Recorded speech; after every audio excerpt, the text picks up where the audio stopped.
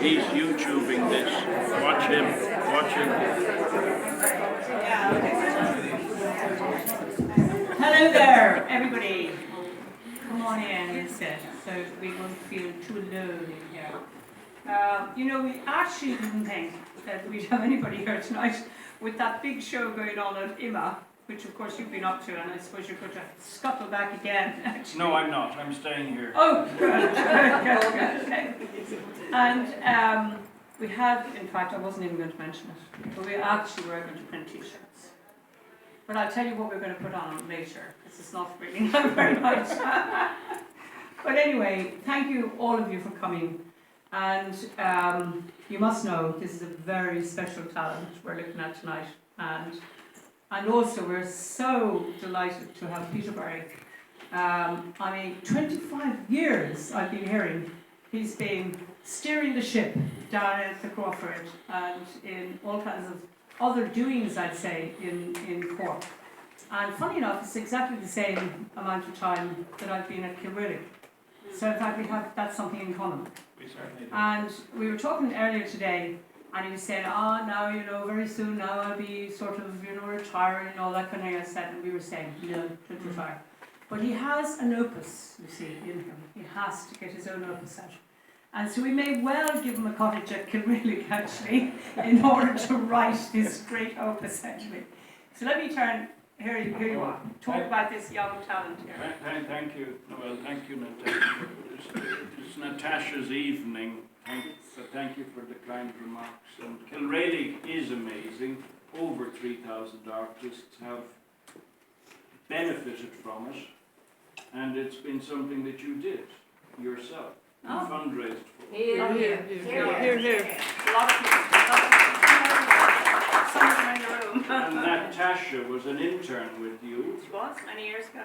And so learned to overcome some of the hurdles of the art world through your confidence, and which has transferred itself, I think, absolutely. You know, an ability just to cope with whatever life can throw at you and soldier on.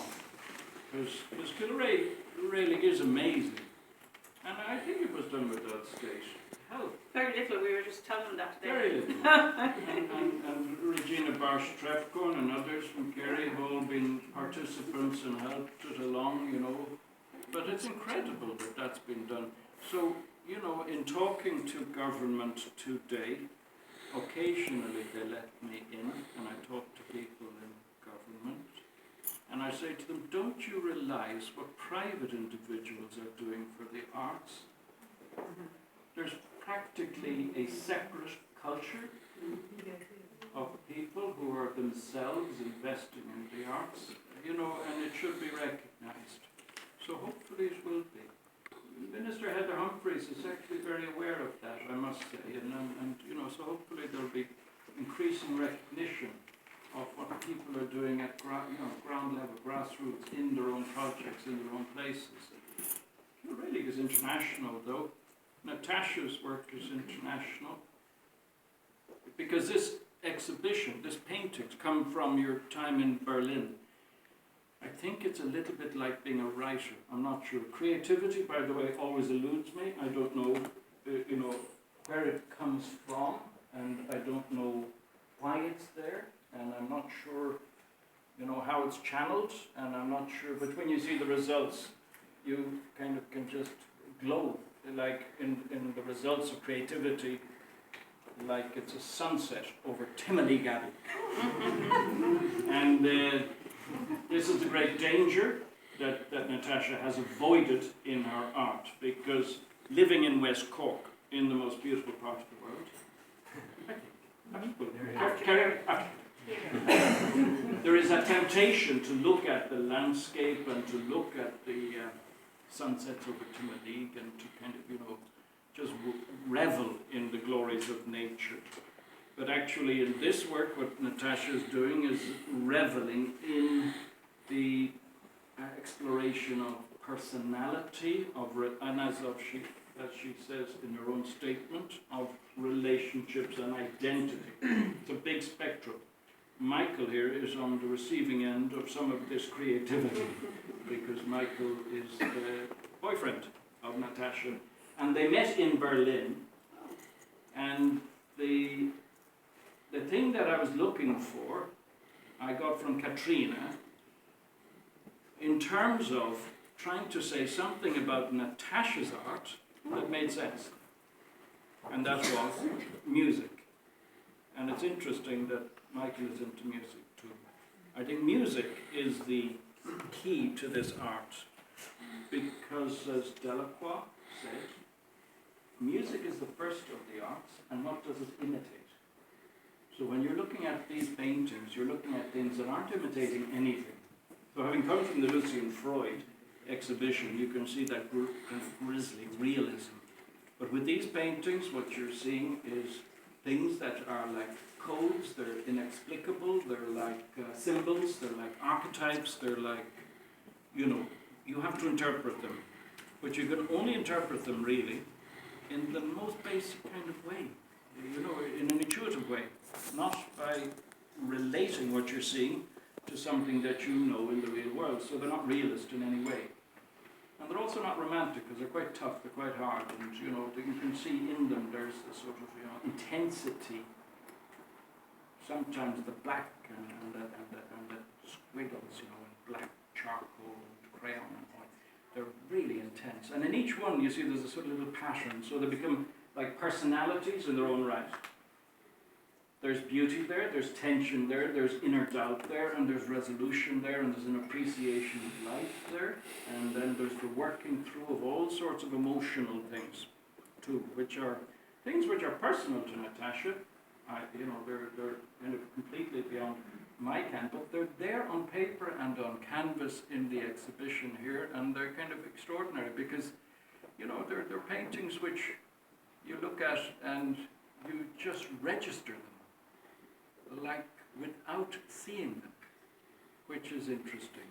With Freud, it's all about seeing, the intensity of vision, the way he registers every single kind of thing. The surface coruscates. But with these paintings, it's much more like they just kind of hit you, and you just look at them and you just say, like this. It's a moment, it's a fragile thing, and yet they're very strong. That's what Katrina said, that Natasha was the best student she had for music. Very strong, but also very sensitive. And I thought, that's it. I got nothing from her parents. Just rambling stories about, John here, John and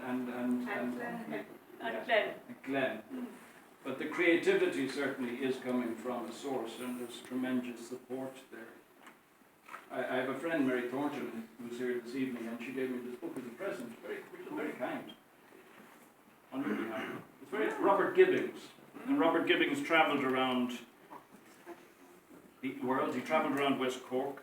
He wrote a number of books. Lovely is the Lee and Sweet Cork at the Lee. And you see them all reproduced, these wood engravings he did.